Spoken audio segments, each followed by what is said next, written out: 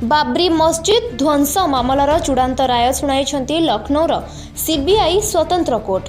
बाबरी मस्जिद ध्वंस पाई दायी करा जायतिबा 32 जन अभियुक्तों को निर्दोष घोषणा करिसेंती कोर्ट।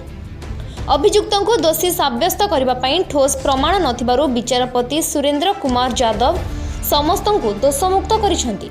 निज राय में 32 अभियुक्तों को निर्दोष घोषणा करी से कहिसेंती बाबरी मस्जिद भंगा को पूर्व योजना प्रस्तुत करा जाय परिबो नाही। यह सामयिक आवेग होई पारे। 32 जनों को दोषी साब्यस्त करबा पई ठोस प्रमाण नहीं। सीबीआई जो आरोप लगाइथिला तार कौनसी प्रमाण नहीं।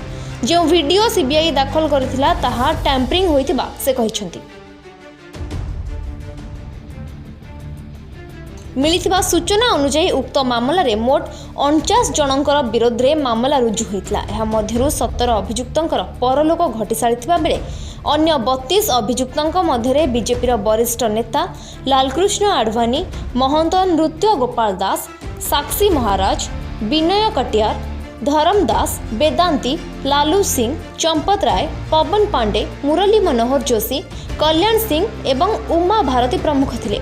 दीर्घ 28 वर्ष धरी चलिथिबा एही चर्चित मामला रे 351 जन लोकंक साक्ष्य ग्रहण करा जायतिबा बेले 600टी दस्तावेज कोर्ट को प्रदान करा जायतिला। ब्यूरो रिपोर्ट, नजर टीवी।